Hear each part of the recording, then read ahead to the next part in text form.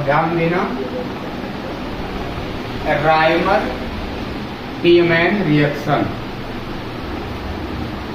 तो सबसे पहले रिएक्शन ध्यान देना, और एनसीईआरटी के आधार पर जो बताया गया है उसी को हम पहले बता रहे हैं। आप सबसे पहले फिनोल को आप ले लेंगे, क्या लेंगे? फिनोल को। और इसको आप लोग ध्यान देना, क्लोरोफॉर्म CHCl3 प्लस NaOH, ये आपका क्लोरोफॉर्म हो गया। ठीक है, ये तो आपका बनेगा पहले एक इंटरमीडिएट बनेगा।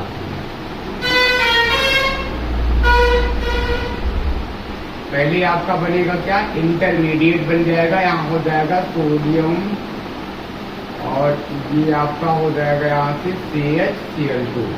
इसे प्रतिस्थापित बेंजिल क्लोराइड कहा जाता है। ये आपका इंटरमीडिएट है। पुनः ये सोडियम हाइड्रोक्साइड के साथ इसको रिएक्ट किया जाएगा, तो ये बन जाएगा आपका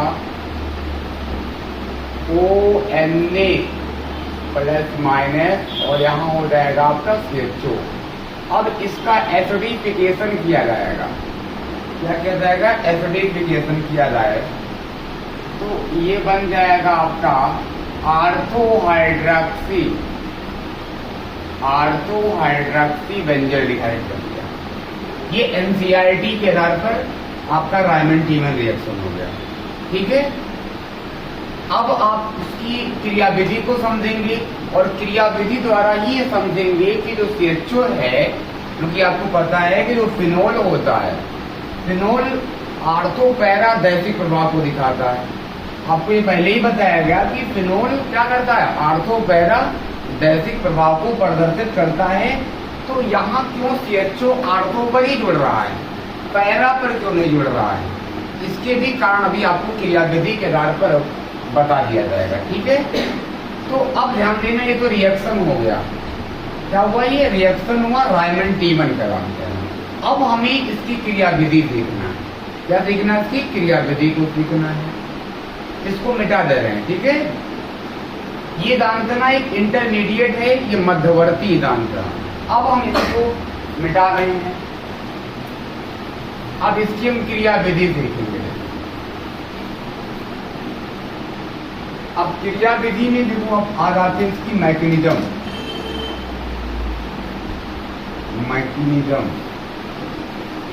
क्रियाविधि।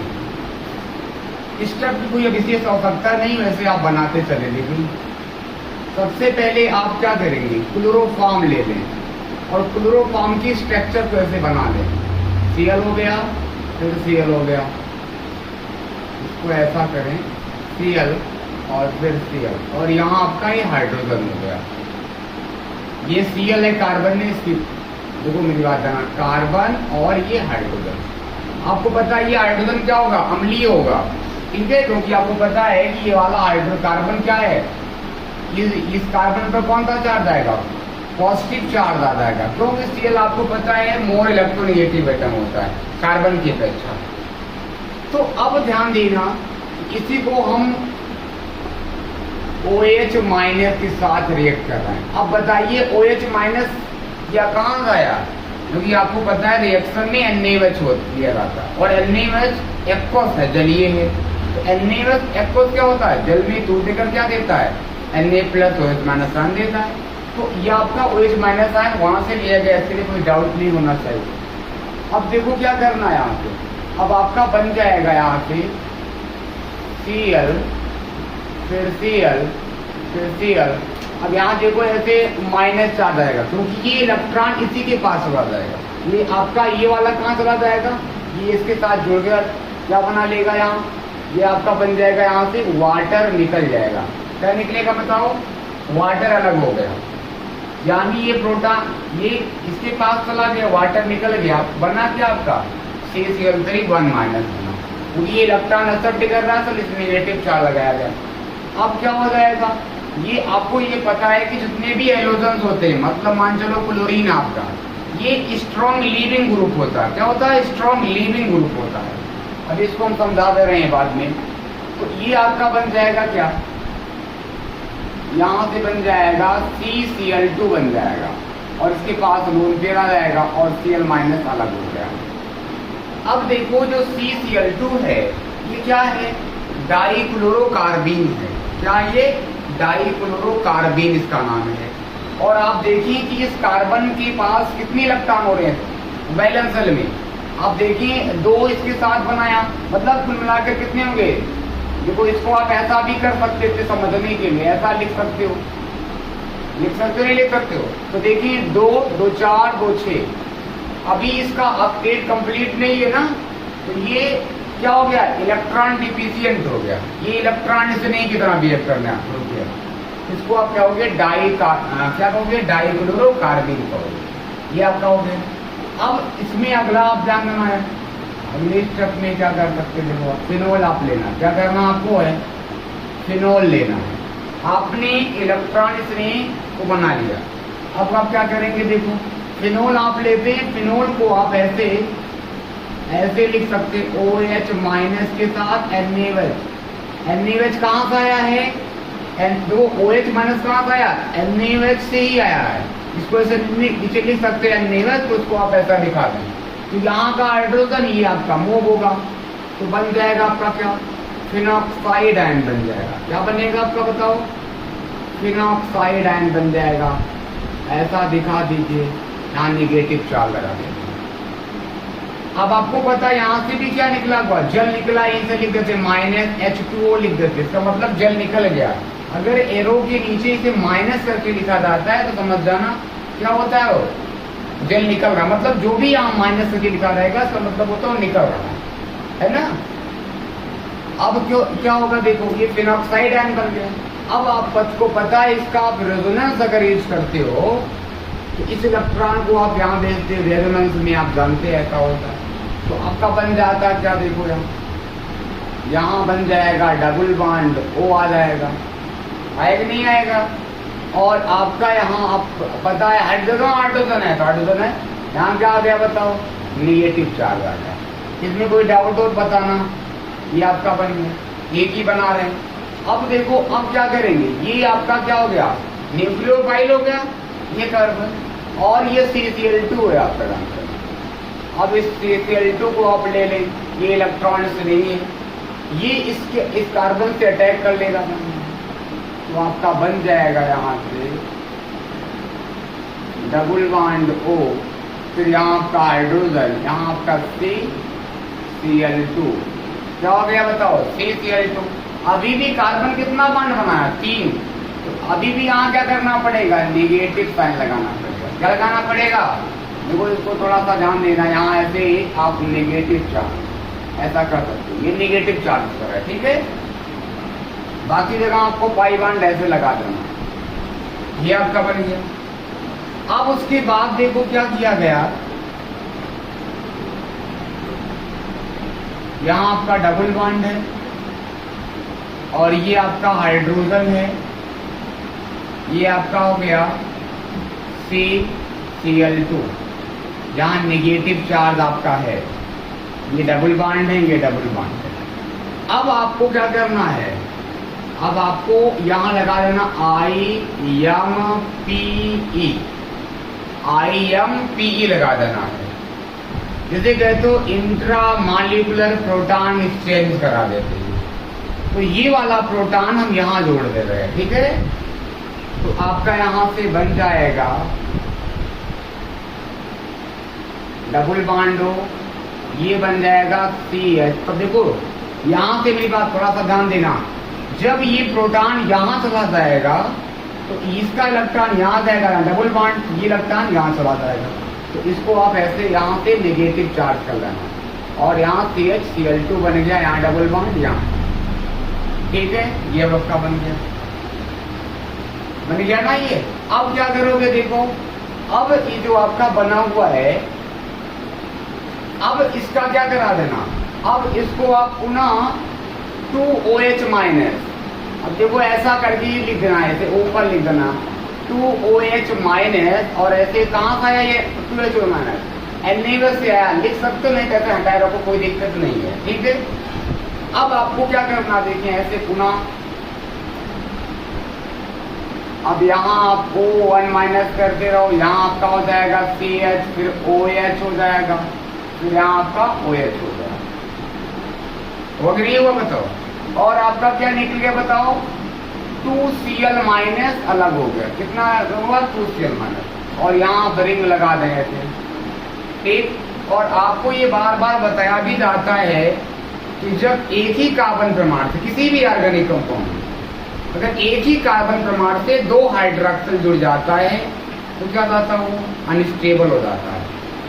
कुछ कंपाउंड हैं जहां आपकी हाइड्रोजन बाइंडिंग का लॉजिक लग जाता है, वो उतने चेंजिंग हो जाता है इस नियम का, बट लगभग आप लोग जानते हो कि अगर किसी भी कार्बन प्रमाण से 2 हाइड्रोक्सिल जुड़ जाते हैं तो अनस्टेबल हो जाता है। एक आप पढ़े होंगे ऐसे ही फिनोल में कि आपका एक चैप्टर और होगा, उसमें आपका हाइड्रोजन बांड से लगाकर फ्लोरल हाइड्रेट पढ़े होंगे, वहां थोड़ा विपरीत हो जाता, बट आप लोग जानते रहेंगे कि अगर एक ही कार्बन से 2 हाइड्रोक्सिल जुड़ जाता है तो क्या करता, अनस्टेबल हो जाता है।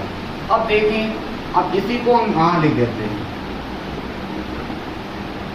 आपका आप देखो क्या बना रहे हैं, O1 माइनस, यहाँ आपका हो गया CH, OH, फिर OH, यहाँ से ऐसे जल निकल गया, क्या अलग हो गया, जल अलग हो गया, ठीक। अब आपका बन गया क्या, यहाँ हो गया O1 माइनस, यहाँ डबल बॉन्ड यहाँ, और यहाँ हो गया CHO, ठीक है। अब बचा क्या, अब लास्ट आपको पता है एसिडिफिकेशन क्या रहता है, इसी को आप पुनः क्या करेंगे, अब इसको आप ले लीजिए ऐसे O1 माइनस, यहाँ CHO आपका हो गया। अब इसका क्या करना है, एसिडिफिकेशन करा देना है, तो आपका यहाँ से बन जाएगा OH और CHO, ये आपका बन गया। इसे कहा जाता है सल्फेल्डिहाइड, क्या कहा जाता है, सल्फेल्डिहाइड, और वैसे रासायनिक नामों में कहा दिया जाता है, वो तो व्यापारी नाम है, आर्थो हाइड्रोक्सी बेंजल्डिहाइड। अब इसको आर्थो हाइड्रोक्सी बेंजल्डिहाइड क्यों कहा जाता है, ये आपको पहले ही बताया गया था, जब बेंजीन रिंग में 2 या 2 से अधिक क्रियात्मक समूह या प्रतिस्थापी जुड़ जाएं तो आप IPC नियम लगा लें, और IPC नियम की वरीयता सूची को देख लें। और आपको पता है CHO और OH में हम जानते हैं CHO को ज़्यादा वरीयता दिया जाता है, इसलिए काउंटिंग आपको यही से करना होता है 1, 2, इसलिए कहा जाता है इसे आर्थो हाइड्रोक्सी बेंजल्डिहाइड या इसे सल्फेल्डिहाइड भी कहा जाता है। क्या कहा जाता है इसको, सल्फेल्डिहाइड भी कहा जाता है इसको, ठीक है।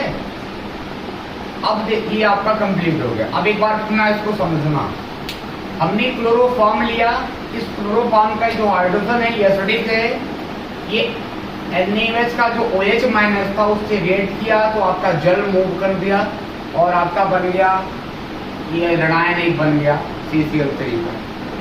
आपको ये पता है कि Cl एक लीविंग ग्रुप है, ये बहुत आसानी से क्या करता है, इसको कोई दूसरा रिप्लेस कर सकता है, लीविंग ग्रुप भी आपको अलग से बता दिया जाएगा।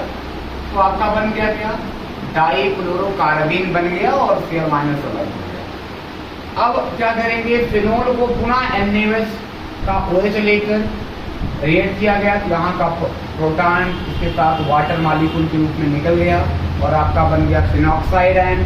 फिनॉक्साइड आपको पता है रेजोनेंस बनाते हो, तो आपको पता है इस आर्थो पर नेगेटिव चार्ज आता है, पैरा पर भी आता, बट पैरा पर इसमें CHO जुड़ता नहीं है, अभी इसको बताया जाएगा आपको।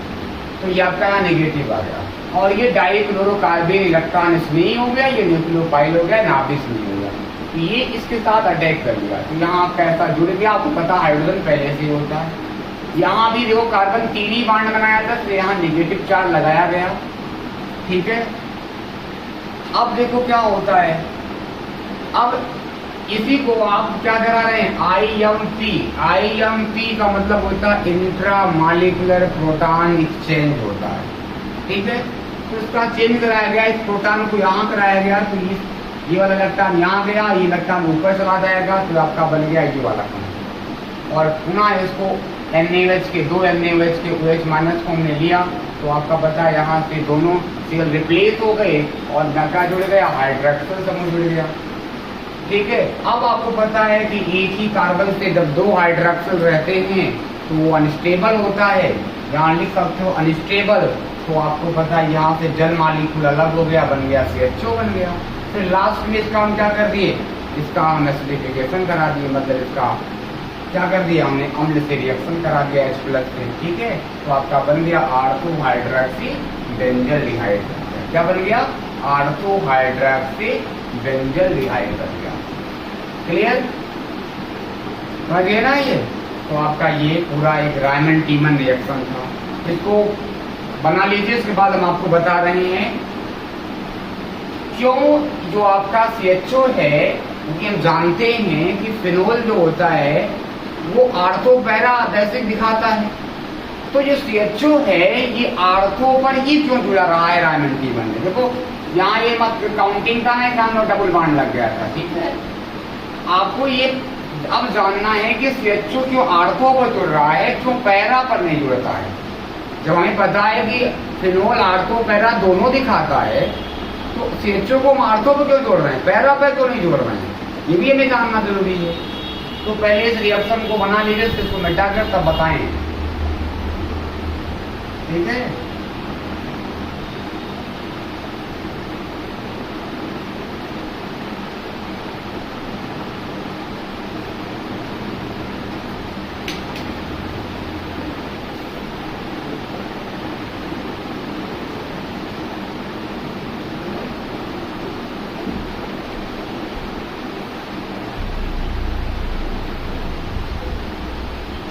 बना लिए ना। अब एक बार पुनः इसको समझ लो, उसके बाद उसको मिटा दें। एक बार पुनः इसको समझना, क्लोरोफॉर्म था, इसको OH माइनस कहाँ का है, NaOH का। ये जो एसिडिक का आपका हाइड्रोजन था वो इसके साथ रेड करके वाटर अलग हो गया, इस इलेक्ट्रॉन को इफेक्ट कर रहा था, या नेगेटिव चार्ज लग गया। और उसके बाद आपको पता है Cl लीविंग ग्रुप है, वो निकल गया, आपका बन गया डाइक्लोरोकार्बीन बन गया। फिर हमने OH माइनस किया, किसका OH माइनस लिया गया, NaOH का OH माइनस लिया गया। तो इसके साथ रेड करके फिनॉक्साइड आयन बना दिया, वाटर निकल गया। अब फिनॉक्साइड आयन का हमने रेजोनेंस बनाया, तो आर्थो पर देखिए नेगेटिव चार्ज आ रहा है, इसका मतलब आर्थो पर क्या हो गया, इलेक्ट्रॉन की अधिकता होगी, वो न्यूक्लियोफाइल का काम करने लगा। अब इसको हम डाइक्लोरोकार्बीन से हमने रिएक्शन कराया, क्योंकि डाइक्लोरोकार्बीन क्या इलेक्ट्रॉन इसमें नहीं है, तो इसके साथ रेड किया, तो आपको देखिए यहाँ से जोड़ दिया गया। यहाँ भी इलेक्ट्रॉन को इफेक्ट कर रहा था, इसलिए नेगेटिव चार्ज लगाया गया है। नहीं तो आप ये कहें कि Cl मोर इलेक्ट्रोनेगेटिव एटम है कार्बन से, तो ऑलरेडी इलेक्ट्रॉन जब कोई भी परमाणु इफेक्ट करता है तो उस पर नेगेटिव चार्ज भी लगता है। फिर आता है, आप देखिए इस इलेक्ट्रॉन को यहाँ चला गया, यहाँ चला गया, तो और इसका यहाँ जोड़ दिया गया, यानी IMT कराया गया, तो ये आपका ये प्रोडक्ट बन गया। फिर इसको हमने NaOH के दो NaOH के OH माइनस को लिया, इसके साथ रेड किया, Cl लीविंग ग्रुप है, ये निकल गया पुनः Cl माइनस के रूप में, ये जुड़ गया आपका। और पुनः आपको बताया गया कि जब एक ही कार्बन से दो हाइड्रोक्सिल जुड़ते हैं तो वो अनस्टेबल होता है, वो जल के रूप में निकल गया, आपका बन गया CHO समूह आ गया। फिर इसका क्या किया गया, एसिडिफिकेशन कर दिया गया, तो आपका बन गया ऑर्थो हाइड्रोक्सी बेंजल्डिहाइड बन गया, जिसे सल्फरडिहाइड कहते हैं। और आप एक बात और यहाँ से नोट रखना, आपसे ये पूछा जाए कि ये बताइए कि रायमंड टीमन अभिक्रिया में प्रयुक्त इलेक्ट्रोफाइल का नाम बताओ क्या है। तो आप जानते ना, इस अभिक्रिया में जो प्रयुक्त इलेक्ट्रोफाइल है वो कौन है, डाइक्लोरोकार्बीन। कौन है, डाइक्लोरोकार्बीन है, जिसे आप कहते हो CCl2 कहते हो। ठीक है, तो ऑलरेडी आप लोग यहाँ तक क्लियर हो गया। अब हम आ जाते हैं, इसमें ये सिद्ध करना चाह रहे हैं कि CHO, आपको समझाना चाह रहे हैं CHO पैरा पर क्यों नहीं जुड़ता है। जब आपका फिनोल आर्थो पैरा दोनों को रिप्रेजेंट करता है, तो पैरा पर CHO को क्यों नहीं जोड़ा गया, आर्थो पर क्यों जोड़ दिया गया रायमंड टीमन में। अब इसको बता रहे हैं इसका कारण क्या है, इसको मिटा दे रहे हैं।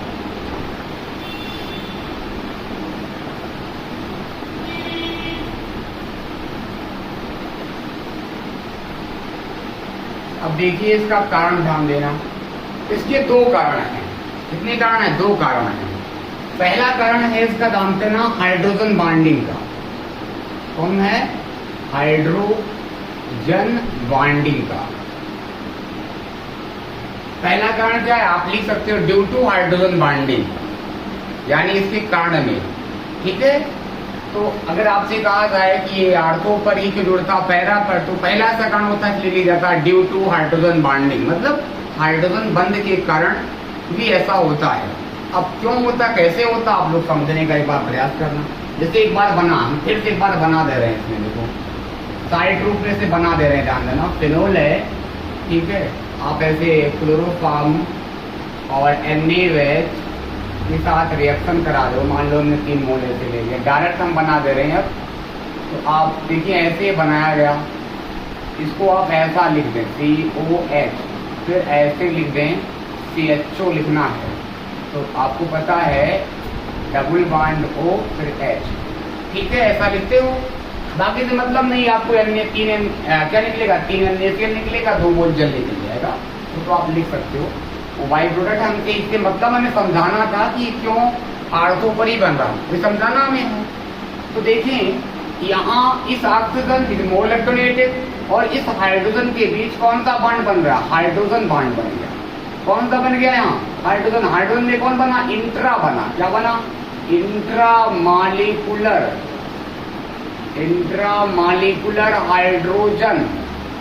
हाइड्रोजन बॉन्ड बन गया। ठीक है, क्या बन गया, इंट्रामॉलिक्यूलर हाइड्रोजन बॉन्ड बन गया। इंट्रा का मतलब जानते हो ना, अंता अणु। तो ध्यान देना कि जब हम आर्थो नाइट्रोफिनोल बना रहे हैं, सॉरी क्या बना रहे हैं, आर्थो हाइड्रोक्सी बेंजोल्डिहाइड बना रहे हैं। क्या बना रहे हैं, आर्थो हाइड्रोक्सी बेंजोल्डिहाइड बना रहे हैं। तो उनके बीच अंतर अणु हाइड्रोजन बंध, मतलब इंट्रामॉलिक्यूलर हाइड्रोजन बंध बन जाने के कारण इसकी स्टेबिलिटी बढ़ जाती है। क्या होता है, इसकी स्टेबिलिटी अधिक होती है। जबकि पैरा पर अगर हम CHO को जोड़ देते हैं तो उनके बीच इंट्रामॉलिक्यूलर हाइड्रोजन बॉन्ड का फॉर्मेशन नहीं हो सकता, है ना। इसलिए जानते हैं ना, पहला कारण यही हुआ कि हम CHO को आर्थो पर जोड़ रहे हैं। ठीक है, क्या बताओगे, बताओ CHO को क्यों जोड़ा गया आर्थो पर।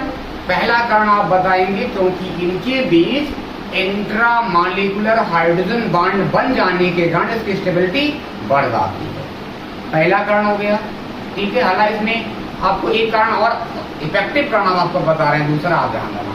पहला हो गया ना क्लियर, आर्थो पर क्यों जुड़ रहा है बताओ, क्योंकि इनके बीच अंता अणु यानी इंट्रामॉलिक्यूलर हाइड्रोजन बंध बन जाने के कारण इसकी स्टेबिलिटी बढ़ जाती। और आप जानते हैं मेजर किसको मानते हो आप, जो अधिक अस्थायी होता है। मेजर आप उसी को मानते हो जो अधिक अस्थायी होता है। ठीक है, बताओ मेजर उत्पाद किसको मानते हो, मुख्य उत्पाद किसको मानते हो, जो अधिक अस्थायी होता है। ठीक है, तो इसमें आपका जानते ना इंट्रामॉलिक्यूलर हाइड्रोजन बॉन्ड बन जाने के कारण इसकी स्टेबिलिटी मतलब इसका स्थायित्व अधिक हो जाता है। दूसरा कारण आप देखो, दूसरे में आते हैं। दूसरा आपका कारण देखें आप फिनॉक्साइड आपका पूछ रहे हो, इसलिए क्या करें, फिनॉक्साइड। दूसरा आप कारण बता रहे हैं, यहाँ नेगेटिव चार्ज लगा देना। दूसरा हम बता रहे हैं कि ये क्यों आर्थो पर की जुड़ता, पैरा पर क्यों जुड़ता। दूसरा कारण देखो, आपको पता है कि O माइनस। अब बताइए कि बेंजीन किस वलय से जुड़ा O माइनस किस तरह कार्य करता है, ये आप जानते हैं ना, +I और +R, या इसको आप +M भी बोल सकते हो। क्या बोल सकते हो, +M बोल सकते हो। देख ध्यान देना, इस बेंजीन वलय से जुड़े ऑक्सीजन जो परमाणु है जुड़ा, वो किस तरह काम कर रहा है। अब ये मत कहना कि -I है, क्यों, अगर इस पर कोई निगेटिव चार्ज होना लगा होता है तो ये -I होता। बट जब ऑक्सीजन पर निगेटिव चार्ज लग जाता, आपको पहले ही पता है जब किसी भी परमाणु पर निगेटिव चार्ज लग जाता है उसमें इलेक्ट्रॉन को अट्रैक्ट करने की पावर क्या हो जाती है, कम हो जाती। विद्युनात्मकता से क्या होती है, कम हो जाती जब निगेटिव चार्ज लग जाता है। तो देखिए इस ऑक्सीजन पर निगेटिव चार्ज लगा हुआ है, और जब निगेटिव चार्ज लग जाता है तो किस तरह काम करने लगेगा, +I। तो ये ऑक्सीजन जो है ये +I और +R की तरह यानी +M की तरह बिहेव करने लगता है। अब आप समझना, ये समझ पाए नहीं समझ पाए कि वो किस तरह काम कर रहा है, प्लस आई प्लस एम यानी प्लस आर। क्लियर? अब आपको ये पता है, आर एम को हटा दो, आप आई से ही चलो पहले। अब आपको पता है आई जो होता है, प्रेरणिक प्रभाव जो होता है, इंडक्टिव इफेक्ट जो होता है, एक नियम अभी आपको आगे पढ़ाया जाएगा कि दूरी बढ़ने के साथ साथ यानी प्लस आई या माइनस आई को प्रदर्शित करने वाले समूह जो जहां जुड़े हों उससे अगर दूरी बढ़ रही है, यानी आपसे कहा जाएगा कि प्लस आई या माइनस आई समूह की दूरी बढ़ने के साथ उसका प्रभाव कम होता जाता है। क्या होता है? उसका प्रभाव कम होता जाता है। तो देखिए इसका पड़ोसी कौन है बताओ? ये है आर्थो है। इस ऑक्सीजन इस प्लस आई का पड़ोसी कौन है? ये आर्थो है, ये आर्थो है, और ये फिर मेटा, ये पैरा। बताओ इस प्लस आई से निकटतम कौन सा कार्बन है? कौन सा कार्बन है निकटतम? आर्थो, ये दोनों है ना। और ये बताओ अधिक दूरी पर हुआ कि नहीं हुआ? मतलब इस ऑक्सीजन यानी इस प्लस आई के समीप कौन सा कार्बन है? दोनों आर्थो है। अभी आपको बताया गया कि प्लस आई या माइनस आई को प्रदर्शित करने वाले समूह से दूरी बढ़ रही है। अगर इस ऑक्सीजन से दूरी कार्बन की बढ़ रही है तो उस पर प्लस आई या माइनस आई का प्रभाव कम होता जाता है। तो देखो इस ऑक्सीजन का निकट कौन है? ये कार्बन आर्थो, ये आर्थो। यहाँ ये इलेक्ट्रॉन डेंसिटी को बढ़ा रहा है, यहाँ क्या कर रहा पैरा पर? उसकी अपेक्षा इलेक्ट्रॉन डेंसिटी क्या कर रहा? कम हो जा रही है नहीं? बताओ जब आर्थो पैरा पर इलेक्ट्रॉन डेंसिटी अधिक है तो कोई भी इलेक्ट्रॉन इससे नहीं कहाँ जुड़ेगा? जहां पर इलेक्ट्रॉन की अधिकता हो। इसलिए केवल आपका जो CHO समूह जो आपका CCl2 है, डाइक्लोरोकार्बिन है, या तो आर्थो पर या तो दोनों इस आर्थो पर, और जो CHO है प्रवेश करेगा वो या तो आर्थो पर या इन दोनों आर्थो पर। पैरा पर उतनी प्रबलता के साथ नहीं जुड़ता है। क्यों?